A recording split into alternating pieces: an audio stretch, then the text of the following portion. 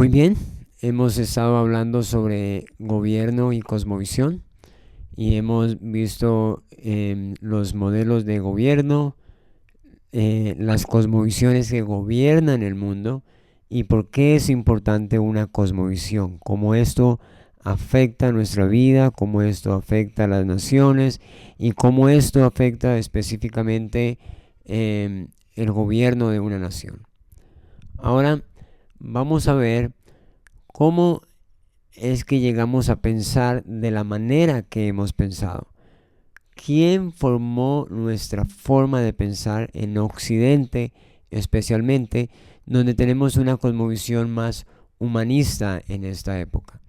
El humanismo no es algo nuevo, realmente empezó en Grecia y es lo que tenemos registro, pero todas las naciones que se alejaron de Dios obviamente se convirtieron en humanistas, porque el humanismo, de una manera sencilla, es simplemente la forma de pensar sin Dios, la forma de pensar sin la Biblia, la forma de pensar lejos de la verdad de Dios.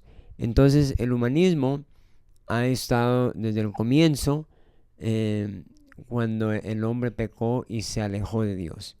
Ahora, en los registros los tenemos desde Grecia, y eso vamos a estudiarlo en el libro Supuestos y Estilos de Vida. Esto nos va a dar claridad de cómo ese pensamiento viajó hasta nuestros tiempos. Pero en la época moderna, lo que fundó o lo que le dio forma al humanismo moderno, lo vamos a estudiar en estas clases que le llamamos los 7 hombres que gobiernan desde la tumba. Y el primer hombre del que vamos a hablar se llama Charles Darwin. Fue un naturalista británico que se volvió famoso con su teoría de la evolución. Darwin creía que durante millones de años todas las especies de plantas y animales han evolucionado de algunos de sus ancestros comunes. En 1832 emprendió un viaje por el Pacífico por 5 años. Sus observaciones le llevaron a promover la teoría de la evolución. Y él también realizó estudios teológicos en una universidad, en la Universidad de Cambridge. Ahora, ¿por qué es tan importante la teoría de la evolución en la formación del pensamiento humanista? Tenemos que entender que antes de Darwin ya se había planteado en Occidente la idea de que Dios no existía, pero solamente hasta Darwin es que la gente pudo tener una teoría o pudo tener una justificación a esta creencia, lo que trajo consecuencias devastadoras para el pensamiento moderno. La teoría de Darwin dio como resultado una nueva forma de concebir al hombre y la creación. El hombre se lo concibió como parte integral de la naturaleza, y la noción fundamental de su teoría fue la selección natural, entendida como la supervivencia de los organismos más aptos para sobrevivir. Él decía que sobrevive el más fuerte, el débil sucumbe al fuerte, sobrevive la especie y no el individuo. En circunstancias, el más fuerte puede sucumbir ante el más débil. Eso era una de las contradicciones a la teoría de la evolución, porque hay circunstancias que hace que una especie débil puede convertirse en una especie más fuerte, y al contrario también.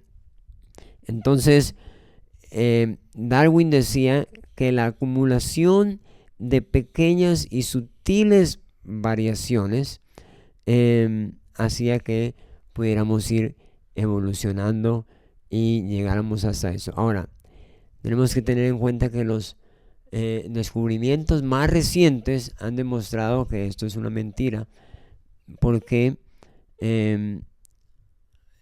los científicos, con el descubrimiento de lo que ellos llaman la explosión cámbrica, han demostrado que en una época exactamente de la historia se dio la explosión o el surgimiento de todas las especies que conocemos hoy en día. No fue como Darwin dijo, que se fue dando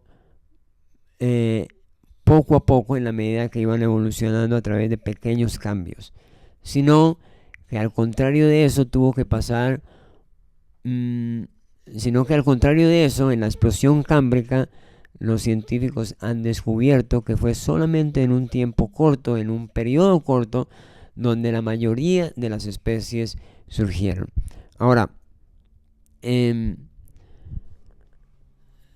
la realidad con respecto a la evolución, la ciencia hoy en día ha demostrado que no es verdad, porque se nos ha dicho que la evolución es lo más científico con respecto a la creación del ser humano, pero la evolución contradice al método científico, porque el método científico está basado en la observación, pero nadie ha podido observar la evolución, y no estoy hablando de observarla directamente, pero observarla a través del registro fósil, por ejemplo.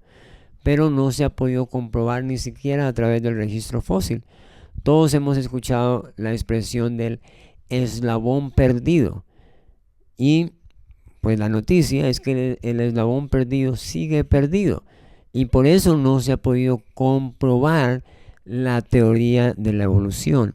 Darwin decía que para que existiera evolución debía existir macroevolución, o sea que de una especie se podría evolucionar a otra especie. A eso se le llama macroevolución. Los científicos solamente han podido encontrar lo que ellos llaman adaptación, y este es el caso o el ejemplo clásico de Darwin de los pinzones, los pájaros pinzones, que él encontró en las Islas Galápagos. Él encontró que los pinzones habían adaptado sus picos. Todos sus picos eran diferentes porque tenían necesidad diferente de alimento. Algunos que necesitaban meter su pico a un hoyo donde estaba el alimento, entonces su pico había evolucionado a ser más delgado y más largo. Pero eso se le llama adaptación. Todos tenemos la capacidad dada por Dios de adaptarnos al medio ambiente donde vivimos. Pero eso no ha demostrado evolución como tal, porque como dije antes, para que exista evolución debe existir macroevolución, lo que es pasar de una especie a otra especie. Pero los científicos no han podido demostrar esto, porque siempre hace falta un eslabón de esa cadena, el eslabón perdido, que sigue perdido hasta hoy. Y así hay muchos otros ejemplos de por qué la evolución no es verdad.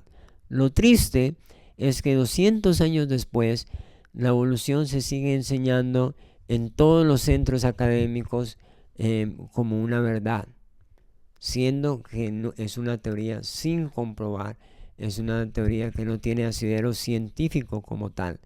Y de esa manera ha formado nuestra forma de pensar, o sea, nuestra cosmovisión, y nosotros en Occidente nos hemos vuelto una sociedad totalmente humanista.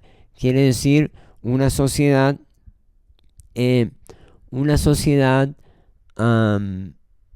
sin Dios, secularista, donde hemos sacado a Dios, porque la evolución nos dijo que Dios, no necesitamos a Dios para crear al hombre, y por eso nos comportamos, o nuestra forma de pensar es totalmente secular.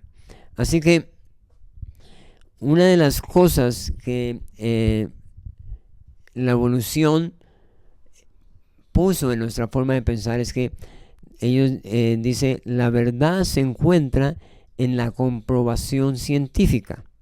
El conocimiento proviene de la ciencia.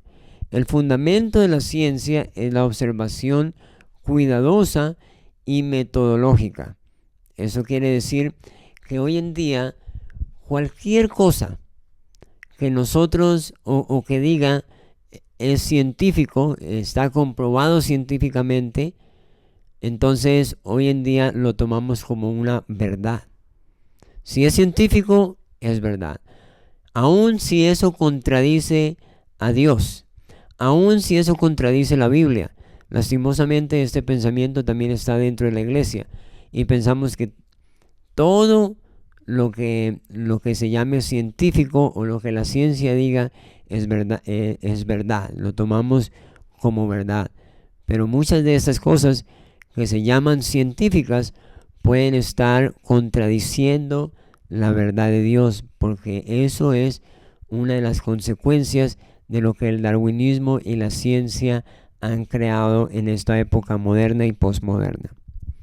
Entonces, el darwinismo dio legitimidad a través de la ciencia al humanismo, al naturalismo y al materialismo. El humanismo y el naturalismo vienen desde Platón, como dijimos antes, desde Grecia, pero no se había podido legitimizar porque la gente pensaba que todo lo gobernaba Dios o los dioses. Pero con Darwin pudo proponer una teoría que, a pesar de no ser cierta, hoy en día se toma como una verdad y sigue engañando a miles de personas. Entonces, ahora forma parte de las teorías de las estructuras de las sociedades, de las estructuras de todas las sociedades. O sea, el darwinismo hace parte de la educación, el darwinismo hace parte de la vida cotidiana. Muy bien, entonces ahora veamos cómo gobierna el darwinismo desde la tumba. Entonces, lo primero es que el darwinismo quitó la mano de Dios de la historia. Cuando nosotros vemos la historia, podemos, desde una perspectiva bíblica, podemos ver que Dios ha puesto su mano en la historia. Pero con Darwin secularizamos la historia humana. Ha sido la historia, lo que pasa, simplemente accidental y por la mano del hombre. Pero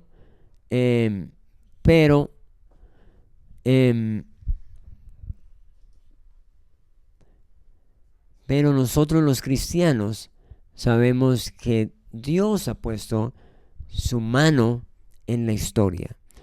Dios de muchas maneras ha puesto su mano en la historia para que podamos tener libertad.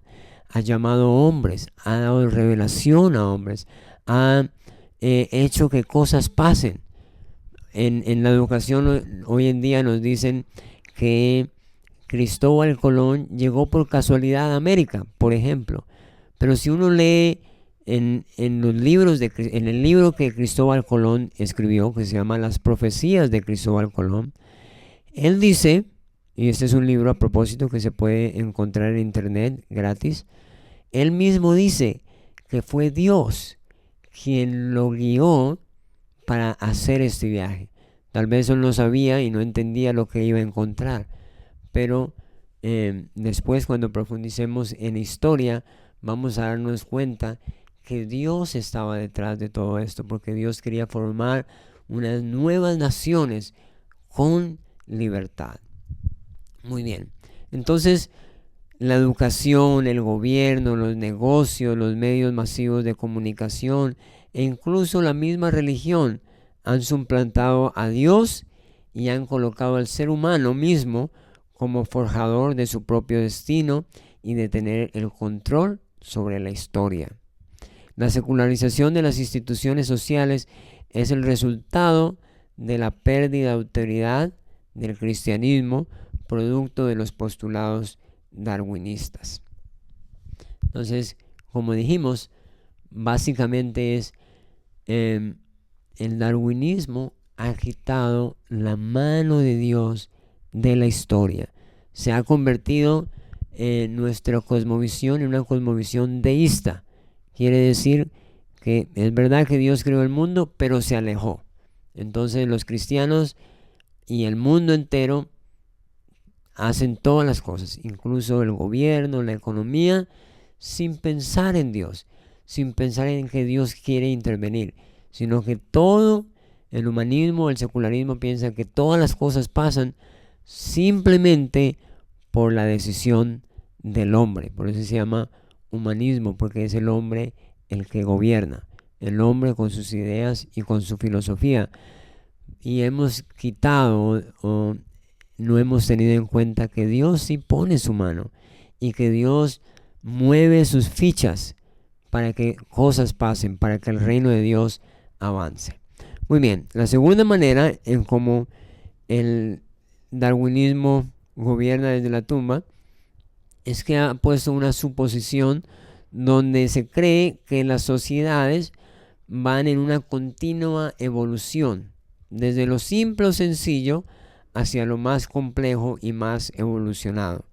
Que lo antiguo era malo y que lo que vivimos en la modernidad es mejor. Que otras sociedades se han quedado atrás en la cavernícola o retrógrado. Entonces, hoy en día, cuando queremos volver a la verdad de Dios, cuando le decimos a la gente que la Biblia no está de acuerdo con cierto comportamiento, entonces nos dicen, eso es viejo, eso es retrógrado, eso no es moderno, eso no va de acuerdo a la modernidad. Un ejemplo de eso es todo el movimiento gay, homosexual, LGTBI que tenemos hoy en día, la ideología de género, y nos dicen que tenemos que aceptarla porque eso es lo moderno, pero en realidad no nos han contado la historia correcta, porque sabemos que hace más de 3000 años la homosexualidad destruyó Grecia, destruyó el Imperio Romano, porque aún el apóstol Pablo ya hablaba de homosexualidad en Romanos. Entonces, esto no es algo nuevo, pero por el concepto de la evolución, la gente piensa que todo debe ir evolucionando y de una manera natural, y por eso tenemos que aceptar las cosas nuevas que salen, que nosotros sabemos que en realidad no son nuevas. Y cuando tratamos de aplicar la verdad, la Biblia, los principios bíblicos que Dios nos ha dado, entonces nos tratan como que somos cavernícolas. Dice, lo que demuestra la realidad mundial es que no estamos viviendo en una sociedad mejorada, sino en una sociedad cada vez más deteriorada. Sí hay cosas mejores, pero es por la mano de Dios y los hombres que le obedecen. Entonces, hoy en día la gente no sabe, por ejemplo, que tenemos democracia gracias a que hombres estudiaron la Biblia. Hoy en día la gente no sabe que tenemos ciencia moderna gracias a la reforma bíblica. Hay muchos escritos de historiadores cristianos y no cristianos que llegan a la misma conclusión. Fue gracias a la reforma y al volver a la Biblia, al hecho de que la gente volvió a la Biblia, que hoy en día podemos tener ciencia moderna. Hoy en día tenemos educación académica muy avanzada gracias a los cristianos, gracias a que Dios dirigió a los cristianos a enseñarle a otros, los dirigió a alfabetizar, porque esa es la manera para que cada persona pudiera meditar por sí mismo la Biblia y no estar esperando que otros le leyeran e interpretaran la Biblia por sí mismo. La tercera forma en que el darwinismo gobierna desde la tumba se supone que el hombre hace parte de la naturaleza y deriva de ella. No hay una diferencia entre los animales y el ser humano. No se puede explicar la capacidad de razonamiento y distinción moral. Y hoy en día por eso tenemos educación, tenemos aún educación sexual, pero para animales. La diferencia de la educación sexual con un enfoque cristiano y la diferencia y la educación sexual humanista es que los cristianos tenemos la idea de que podemos abstenernos de hacer lo malo, podemos autogobernarnos, podemos tomar decisiones, y por eso enseñamos abstinencia.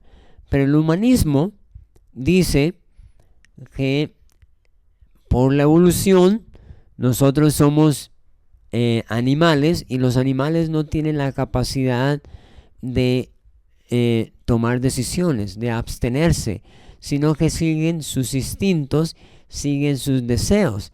Y por eso el humanismo ha dicho, no le podemos enseñar a los jóvenes a que se abstengan, sino que como no pueden abstenerse, entonces le repartimos condones, le repartimos preservativos. Lo importante es que no se enfermen o que las chicas no queden en embarazo. ¿Por qué? Por su concepción humanista, darwinista, evolucionista. Muy bien. La cuarta forma, como el darwinismo gobierna desde la tumba, es que plantea que el hombre, al ser animal, debe sus procesos bioquímicos al cerebro. Descarta la idea de la soberanía de Dios, la mano de Dios en la historia o la providencia, y también habla del determinismo biológico. El hombre es la medida de todas las cosas. A eso otra vez le llamamos humanismo. Muy bien. Entonces, como vemos, el darwinismo dañó tanto la cosmovisión bíblica que había puesto la reforma cristiana en Occidente, en Europa, y poco a poco esta idea fue calando en la educación, en los colegios, en las universidades, y hoy en día se ha abierto para que la gente piense cualquier cantidad de filosofías o acepte cualquier cantidad de filosofías, porque al sacar a Dios, al sacar la verdad de Dios, entonces cualquier persona puede construir una nueva filosofía que tal vez es mejor a la anterior, porque como no hay una verdad absoluta, sino que todo está determinado por lo que el hombre piense o por lo que el hombre razone por sí mismo, por lo que el hombre a través de sus sentidos pueda llegar a creer. Muy bien. El segundo hombre que gobierna desde la tumba se llama Carlos Marx. Carlos Marx llegó a ser uno de los pensadores más importantes de 1800. Pocos escritores en toda la historia llegan a ser un rival para él por su gran influencia en asuntos del mundo. Sus escritos ayudaron a formar o poner una fundación para el sistema político y económico llamado comunismo. En un principio era un hombre de Dios. Sus escritos sobre cristianismo y Cristo parecen más de un académico que de un creyente, porque realmente él se alejó de Dios a los 18 años, cuando emprende una carrera académica que busca la revolución y transformación del mundo por medios humanos. Entonces, su filosofía es el socialismo, pero su estructura política es el comunismo. Y como estamos en la época de la ciencia, él creó el socialismo científico, que busca descubrir las leyes de las estructuras sociales con el objetivo de orientar la historia al avance inevitable del desarrollo. Y también creó el determinismo económico, o sea, la selección natural de las sociedades por fuerzas económicas y no biológicas. Solo los sistemas económicos más eficientes son los que determinan la durabilidad de una sociedad. Muy bien. Entonces él pensaba que así como a través del método científico nosotros podemos aprender o descubrir las leyes que rigen la creación, la naturaleza, y modificando alguna de estas leyes podemos determinar lo que el resultado que queremos. Él creía que nosotros también, aprendiendo o entendiendo las leyes que rigen la sociedad, podemos manipularlas con eso y crear las sociedades que se desean. Pero esto no tuvo en cuenta que los seres humanos somos libres, que los seres humanos no tomamos decisiones o que no podemos controlar completamente las decisiones de las personas o de una sociedad, porque los seres humanos tenemos libre albedrío.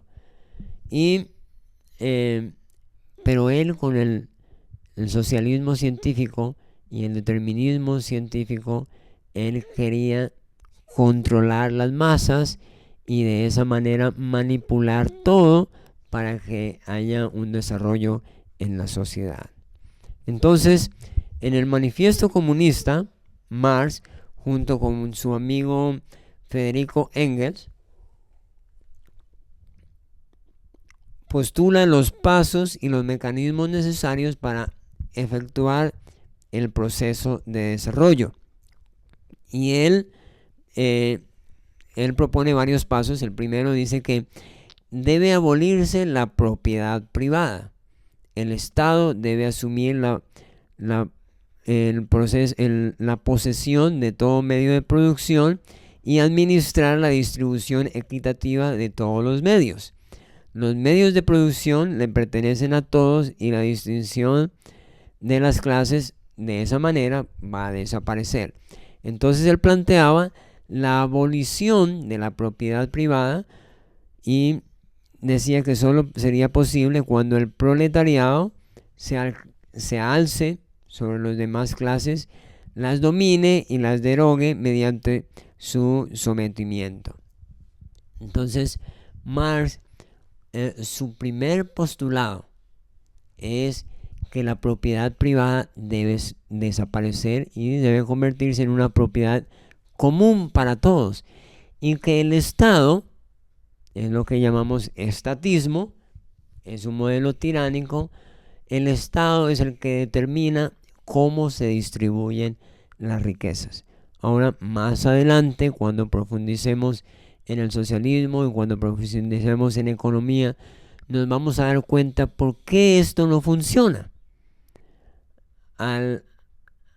Además, porque va en contra de la verdad bíblica, que nos dice que la riqueza o la calidad de vida de una persona determina de si trabajamos o no.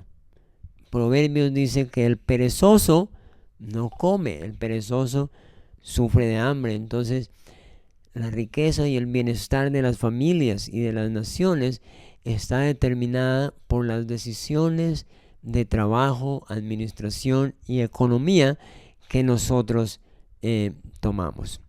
Muy bien. Dice, la obra más importante de Marx fue El Capital. Lo que plantea para el pleno desarrollo humano es una sociedad que se encuentra totalmente en la vida material, que no se ocupe más de las cosas del espíritu. El comunismo es ante todo ateo. Lo único existente es lo comprobable empíricamente y hace una total negación de lo espiritual.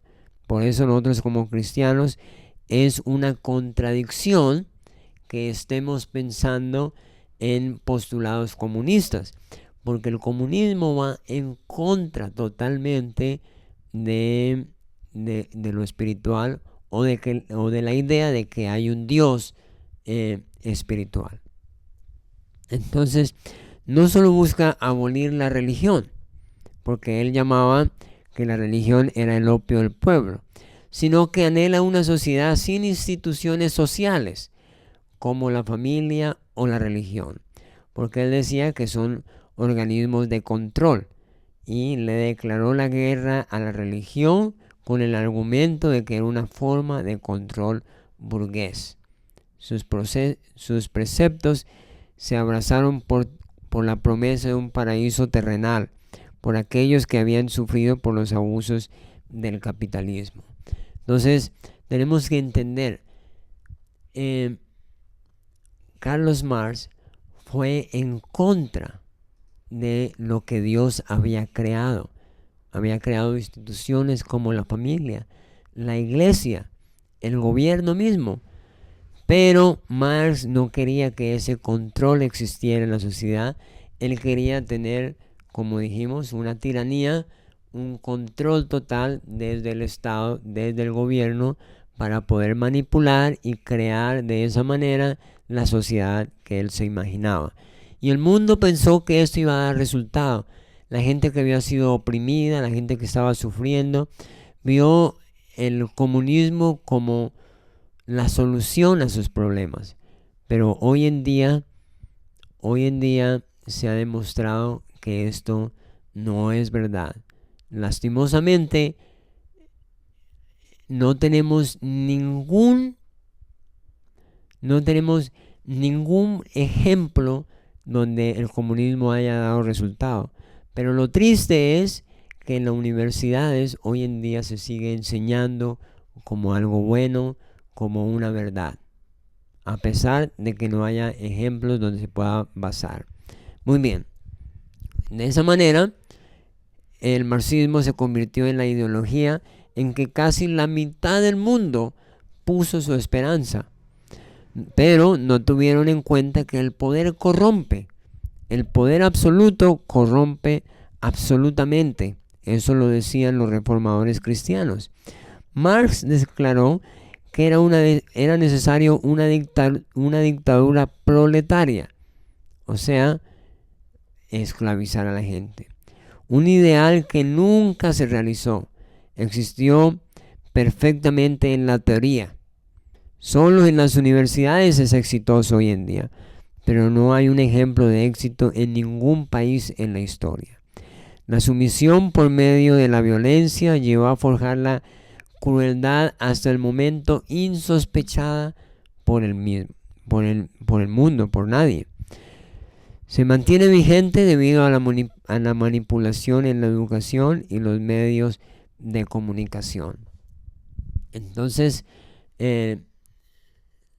lastimosamente, siempre se dice, en tal país no funcionó porque les faltó hacer tal cosa. Pero nosotros ya encontramos la solución y vamos a volverlo a intentar. Se vuelve a intentar, pero otra vez fracasa y los profesores universitarios dicen, es que a esto le faltó una parte más. Y así estamos intentando y dañando tanto. Ahora, veamos por qué fracasó el marxismo. Primero, porque una economía muy pobre. El costo no se determina aislada y estáticamente partiendo de que el capital, de lo que el capitalista desee, sino de lo que la gente esté dispuesta a pagar. La oferta y la demanda determinan la variación de los precios. Entonces, no es un sistema cerrado. Las cosas no valen simplemente por lo que alguien diga que debe valer las cosas, sino por la demanda y el deseo de las personas. Este es el ejemplo clásico de cuánto estaría uno dispuesto a pagar por una botella de agua, por ejemplo. Si a mí me piden 1 millón, yo diría, no voy a pagar 1 millón de pesos por esa botella de agua, porque puedo conseguirla más barata. Pero si yo estoy en el desierto y en la única botella de agua que queda y alguien me pide 1 millón, pues yo podría estar dispuesto a pagar aún más. Entonces, el comunismo no tuvo en cuenta que no es un sistema cerrado, no se puede poner precios estáticos, porque es la oferta y la demanda lo que determinan los precios de las cosas. También el comunismo no tuvo una psicología muy pobre e hipócrita, porque el Estado no está exento de ambicionar el dinero o de ambicionar el poder y corromperse. No tuvo en cuenta el carácter corruptible del hombre. El competente no querrá trabajar para sostener al menos competente. La riqueza, en cuanto aborrecida, implica que nadie podrá progresar económicamente. Solo aquellos en los que el poder tenía ese beneficio, aunque oculto. Entonces, el comunismo no tuvo en cuenta que aunque la gente tenga buenas intenciones, pero el poder los puede llevar a la corrupción. Y tampoco tuvo en cuenta que la gente que es trabajadora, que es competente, no va a querer sostener a los que no trabajan y a los que no son competentes. La tercera cosa que no tuvo en cuenta es lo que llamamos un futuro pobre. Pensaba que podrían predecir el futuro, pero no tuvieron en cuenta que el comportamiento humano no tiene leyes. Creyeron que tenían la capacidad de alterar el orden social establecido para llevarlo a un resultado particular. Por otro lado, también una teología lamentable. Promovió una suerte de religión civil en la que cambiaron los valores cristianos por aquellos del comunismo. Ellos creían que iban a hacer que la gente se comportara de una manera socialista, pero no fue posible.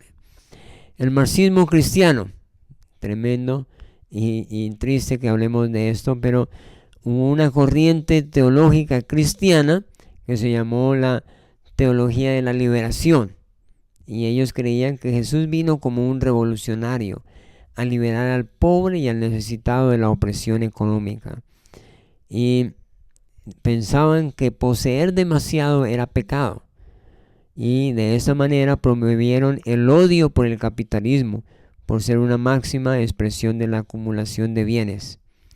Todo lo tenían en común. En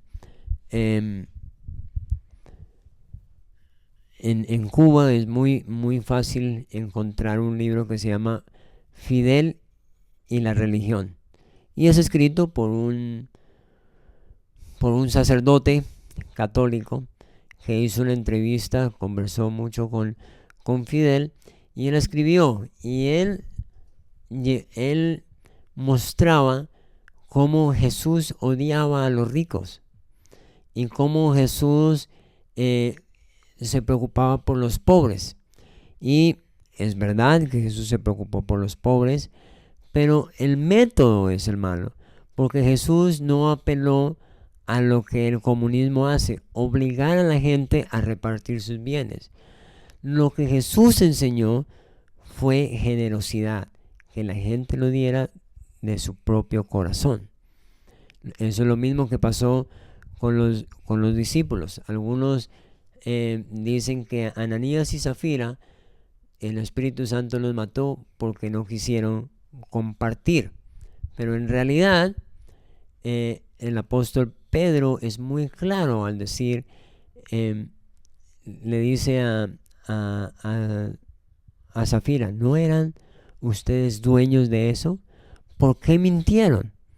O sea, el pecado de Ananías y Zafira no fue que no dieron todo lo que tenían. El pecado fue la mentira. Y dice, quisieron engañar al Espíritu Santo.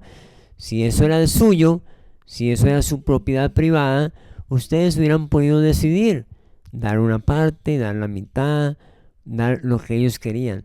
Pero mintieron al decir que lo habían dado todo. Y por eso murieron. Pero eso no es la base o mejor dicho, la Biblia en ninguna parte da respaldo al comunismo. En ninguna parte la Biblia dice que es el gobierno el que tiene que hacerse responsable de la gente, que es el Estado el que tiene que hacerse responsable de los pobres. Al contrario, Jesús y la Biblia nos muestra que el que debe hacerse responsable son las personas de la iglesia. Es la iglesia como cuerpo. Son la gente generosa que aprendió a amar a Dios y que aprendió a amar a los demás. Son las personas que deben cuidar del pobre, el huérfano y el necesitado. Muy bien. La tercera persona, el tercer hombre que gobierna desde la tumba, se llama Julius Wellhausen. Este era un teólogo alemán, increíblemente. Un mismo teólogo enseñó unas ideas que han afectado tanto el mundo hoy en día. Este teólogo alemán inició una corriente filosófica que se llamaba el alto criticismo y modernismo. Él sostenía que la religión premosaica en Israel había sido polidenoísmo en la forma de totemismo, animismo, adoración ancestral y fetichismo, y que subsecuentemente los eventos que se narran en el Antiguo Testamento son solamente un producto de la evolución de las creencias. Entonces, el estudio de Wellhausen se convirtió en una contribución al liberalismo que buscaba demitologizar la Biblia, sacando a Dios y las cosas espirituales fuera de ello. En otras palabras, entonces, Wellhausen propuso y dijo que no toda la Biblia era verdad, que muchas cosas eran simples mitos, eran simplemente leyendas que habían evolucionado y luego se habían escrito en la Biblia, y que algunas cosas eran verdad, otras no. Esto, por 100 años en la historia de la iglesia, causó un daño increíble, porque la gente, y es lo que hoy en día vemos en la iglesia cristiana, no cree en la Biblia totalmente. De hecho, hoy en día la gente solamente, o los cristianos solamente leen el Nuevo Testamento, pero no leen el Antiguo Testamento porque creen que eso ya no tiene valor. Pero en ninguna parte dice que el Antiguo Testamento ya no tiene valor. De hecho, en el Antiguo Testamento encontramos todos los principios para las naciones, cómo se deben formar los gobiernos. Y Jesús vino a reafirmar esto. Recordemos que en Mateo 5 el Señor Jesús dice: yo no vine a abolir la ley y los profetas, vine a cumplirlos. El Señor Jesús hizo más de 300 referencias al Antiguo Testamento, porque Dios no iba a enseñar una cosa, unos principios en el Antiguo Testamento, y luego arrepentirse de ellos y decir me equivoqué, y luego cambiar a otros principios para el Nuevo Testamento. Entonces, si no leemos el Antiguo Testamento, no vamos a entender qué es lo que hay en el Nuevo Testamento. No vamos a entender la razón de las enseñanzas de Jesús. Para entender el Nuevo Testamento tenemos que entender la historia completa. Si leemos la historia completa de la Biblia, vamos a entender qué es lo que el Señor quiere hacer en las naciones. Muy bien. Entonces Wellhausen dice que el primero en criticar y pone en duda la veracidad de los preceptos bíblicos, ya lo dijimos. La Biblia era entendida por el autor como un compendio de documentos del pasado que no tienen la verdad revelada por Dios ni proviene de su inspiración. Poco a poco le quitó el sentido al mundo cristiano.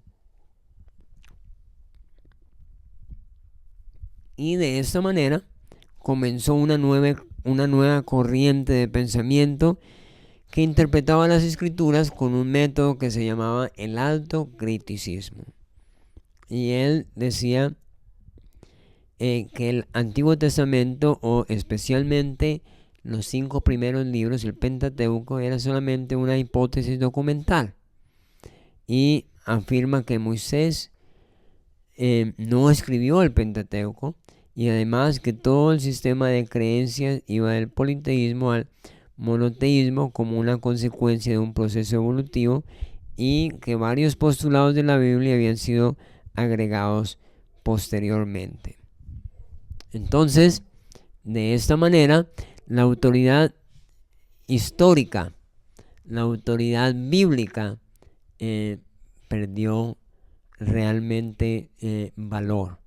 Y hoy en día, como dije, la gente ya no quiere leer la Biblia, solamente se preocupan de que son salvos, se preocupan tal vez por la prosperidad, se preocupan por otras cosas, pero no quieren leer la Biblia.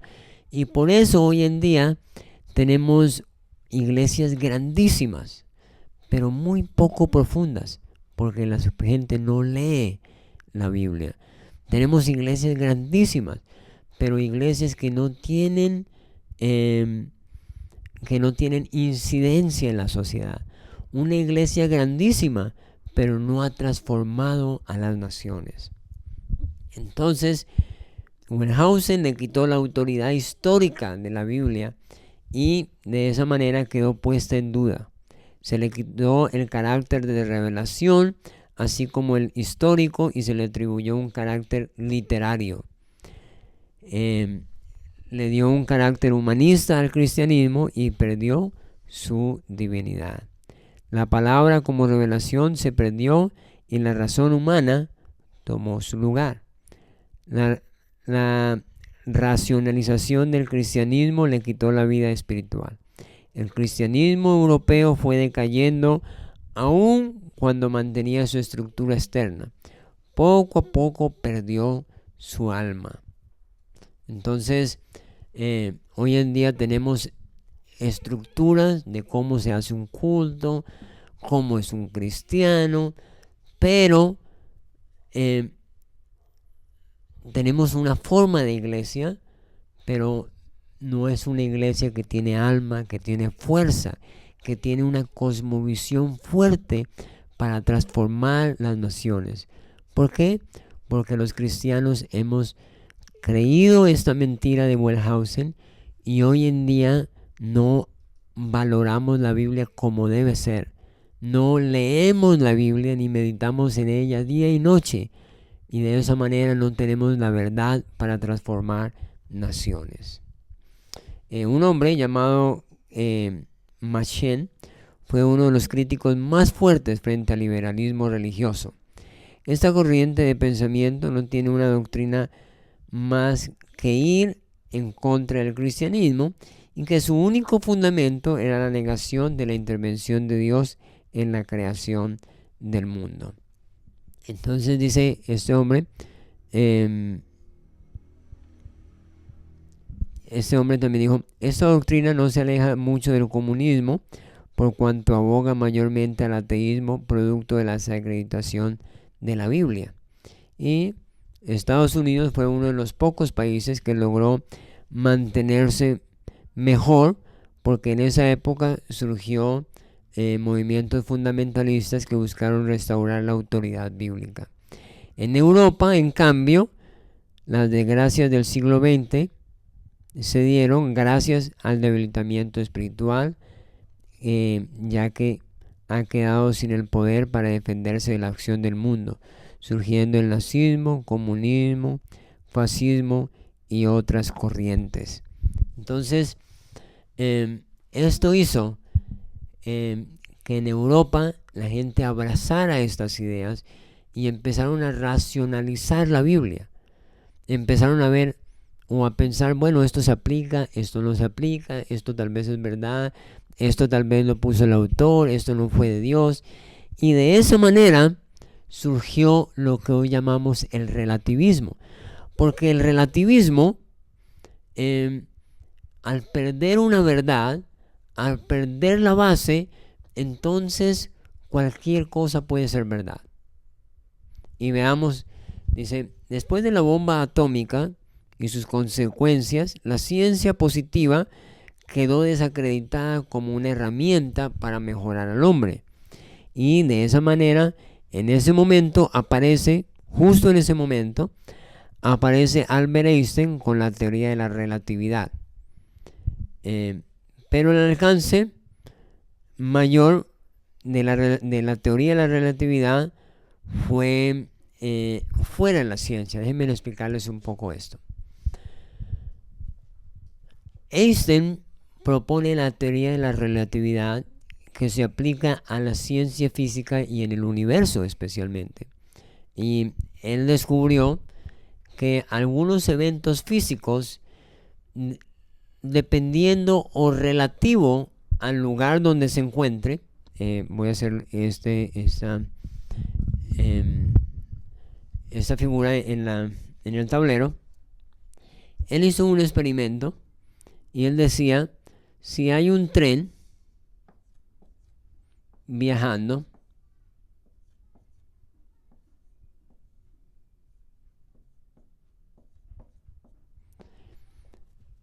y una vez el tren sale de la primera estación y va a otra estación, en la mitad del camino, entonces alguien hace una explosión aquí en el tren y en el tren se escucha exactamente en el momento que suena la explosión. Pero en la estación A, donde tal vez están más cerca, se escucha a una hora determinada. Y en la estación B, donde están más lejos, se escucha la explosión a otra hora. Porque el sonido tiene que viajar distancias diferentes. Entonces él dice, ese sonido o escuchar ese sonido es relativo al lugar donde me encuentre. Si me encuentro en el mismo lugar, en el lugar A, si me encuentro en el lugar B o si me encuentro en el lugar C. Y eso es real, porque es un fenómeno físico. Lo mismo él decía, si yo me encuentro en una montaña observando un tren y en uno de los vagones del tren encontramos que una persona va en el vagón del tren, digamos que está aquí, y esa persona decide soltar una manzana. Entonces la persona que está en el tren ve que la manzana cae directo al piso en línea recta, pero la persona que está en la montaña o a un lado mirando, para él la manzana no cae en línea recta, sino que la manzana cae en una parábola como esta, porque el tren va avanzando. Entonces mientras la persona ve caer la manzana en línea recta, la persona del tren, la persona de acá al tren avanzar ve que la manzana realmente cae en una manera diagonal. Entonces él dice que estos fenómenos físicos hay que verlos o hay que estudiarlos de una manera relativa al lugar donde se encuentre. Esta teoría de la relatividad y otras le permitieron a Einstein crear su teoría universal también. Pero lo interesante fue que al Einstein proponer justo esta teoría justamente en ese momento de la historia, donde se había perdido la verdad de la Biblia, se le había sacado porque Wellhausen dijo que la Biblia no era totalmente real, verdad. Entonces la gente tomó la teoría de la relatividad para aplicarla al comportamiento humano, al comportamiento social. De hecho, Einstein mismo negó que su teoría debería proponerse de esa manera, porque ya no se... La teoría de la relatividad se llevó a un plan del relativismo, pero el relativismo moral, el cual no se puede aplicar, porque las leyes físicas no se pueden aplicar a las leyes morales. Son dos campos totalmente diferentes. Entonces, como decíamos, el alcance de la teoría de la relatividad fue mayor fuera de la ciencia. La teoría de la relatividad fue rápidamente asimilada en términos coloquiales para mayor entendimiento, y Einstein se convirtió en el padre del relativismo. El relativismo sostiene que no hay verdades absolutas. Einstein negó esa aplicación. Esto llevó a una anarquía moral. A pesar de considerar la moral como relativa, se hizo necesaria la formulación de unas normas que regulan la conducta humana. Y de esa manera, pues existen 4 sistemas éticos por los cuales la humanidad se ha regido. Déjenme explicar un poquito antes de pasar a explicar lo otro. Entonces, cuando la gente empezó a aplicar el relativismo al comportamiento moral, llegamos a una anarquía total. La gente empezó a decir, eso es relativo. Es bueno para usted, pero no es bueno. Es bueno para usted, pero no es bueno para mí. O eso es malo para usted, pero para mí es bueno, porque es relativo. Y se perdió el concepto de verdad. Y la gente ponía ejemplos diciendo, este marcador, tal vez, este marcador tiene unas letras grandes sobre una franja blanca. Y la gente que estaba del otro lado de acá dice, no, eso es mentira. Y si ellos alegan, pues vamos a darnos cuenta al final que los dos tienen razón, porque los dos están viendo lados diferentes. Por este lado se está viendo lo que yo mencioné primero, y por ese lado se está viendo lo que la otra persona mencionaba de segundo. Entonces la gente dice, si ve, es relativo al lugar donde yo me encuentre viendo, y eso es verdad. Pero la gente no tuvo en cuenta que Dios está en todos los lugares, y que Dios conoce la verdad absoluta. Y por eso Dios, o las normas de Dios, las leyes de Dios para nuestra vida, sí son absolutas. Si Él dijo que había que hacer algo, hay que hacerlo, porque Él sabe la verdad. Si nosotros nos podemos razonar simplemente basados en lo que nosotros vemos, usando solamente nuestros sentidos, vamos a equivocarnos, porque nosotros no somos como Dios, que podemos ver y tener conocimiento de todas las cosas, como Dios sí lo tiene. Y de esa manera entonces, el relativismo se equivocó, y de todas maneras el relativismo tuvo que poner compendios de leyes, porque de alguna manera la gente tenía que comportarse. Y existen 4 sistemas éticos por los cuales la humanidad se ha dirigido.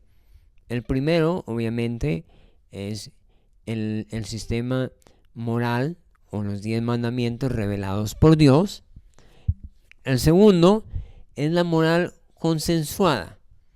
es lo que llamamos son acuerdos políticos de mutuo acuerdo. Los derechos humanos, las constituciones, todo esto son acuerdos políticos o son acuerdos de diferentes personas para comportarse de acuerdo a una cantidad de leyes. Se aplica en aquellos que estén dispuestos a seguirlas. La gente que no está de acuerdo, entonces pues no se aplica para ellos. Y se dificulta su aplicación cuando una parte no está de acuerdo en alguna de ellas. La democracia, por ejemplo, utiliza la moral consensuada. Son leyes hechas por las personas. La tercera es el pragmatismo. Lo que es bueno y práctico para la persona, o sea, eso hace. La moral se vuelve individual, según el interés de la persona. Muchas veces la gente sigue a Dios porque es práctico y bueno. Entonces, explicando eso un poco, por eso hoy en día la democracia no es el mejor modelo, porque la democracia se toma a lo que las mayorías digan. Pero si esas mayorías no tienen temor a Dios, entonces no sirve de nada, porque eso fue lo que le pasó a Hitler. El 90%, las mayorías estaban de acuerdo con Hitler de matar a los judíos. Entonces la democracia no es lo mejor, no es la mejor forma. La democracia, al tomar el consenso de la mayoría sin Dios, pues nos puede llevar lejos. Por eso estamos tratando de construir naciones, gobiernos, pero basados en la verdad de Dios. Nosotros no podemos ser relativistas. Y el pragmatismo. El pragmatismo, la gente dice o actúa o se comporta de acuerdo a lo que piensan que es correcto, de acuerdo a lo que piensan que es la verdad. Pero, por ejemplo, hay personas que dicen, no, la Biblia dice que es bueno tener bastantes hijos, pero para mí eso no es práctico. Entonces yo voy a tener solamente uno o dos, ¿cierto? O la gente piensa, uy, en me parece que necesito mentir, porque si no miento, entonces pierdo un dinero. Entonces la gente no se rige bajo el mandato de no mentir, sino que se rigen bajo lo que es más práctico. Muy bien. La cuarta manera en que el mundo se gobierna hoy en día es a través del hedonismo, el existencialismo o la búsqueda del placer. También se basa en el interés personal, pero se une hacia lo moral. Lo que importa es la satisfacción personal, la lujuria de la carne. En una sociedad hedonista, vivir enfiestado o de fiesta en fiesta es la mayor búsqueda. Eso es la búsqueda del alcohol, las drogas y la satisfacción sexual es lo que la mayoría o es la búsqueda de la mayoría. Entonces no hay restricción en las relaciones sexuales. Toda forma de orientación sexual es aceptado, es lo que hoy llaman la diversidad sexual. Toda forma de hedonismo lleva a la anarquía, ya lo vimos en la primera clase. El ser humano ya no puede vivir en comunidad, lo que lleva a la destrucción. La anarquía es la consecuencia absurda del relativismo absoluto. Einstein no se sentirá contento de ser llamado padre del relativismo. Él reconocía la grandeza de Dios y el universo. Entonces, esta última forma de comportamiento, esta última forma de leyes o reglas o filosofía de comportamiento, el hedonismo, pues es un relativismo totalmente absoluto que la gente dice, yo me siento bien haciendo esto, yo no me siento mal, o simplemente viven para conseguir placer, viven para conseguir, viven para buscar cada día placeres en la droga, en el sexo, y esto nos ha llevado a un caos tan terrible que nos está destruyendo. Y por último, en el relativismo, tenemos que ver que un hombre llamado Joseph Fletcher, en un libro que se llama Situation Ethics, él plantea que la moral no puede ser absoluta, sino situacional. Es decir, que los preceptos morales se pueden priorizar y jerarquizar, dependiendo del contexto según los cuales se consiga hacer más bien. Entonces él decía, si hay que mentir para salvar vidas, pues lo más importante es salvar una vida. Y mentir se vuelve secundario. Entonces el mundo entero y el cristianismo se empezó a preguntar ¿qué es el bien y el mal? Sin llegar a una respuesta definitiva, pues todo es relativo. Y tristemente esta corriente de pensamiento ha entrado en la iglesia. Hoy en día tenemos tantos cristianos salvos, pero no cristianos transformados en su mente. Hoy en día tenemos tantas iglesias grandísimas, pero son iglesias que se comportan de una manera totalmente relativa y no basados en la verdad de Dios. Muy bien, en la siguiente sección continuaremos con los otros hombres que gobiernan desde la tumba.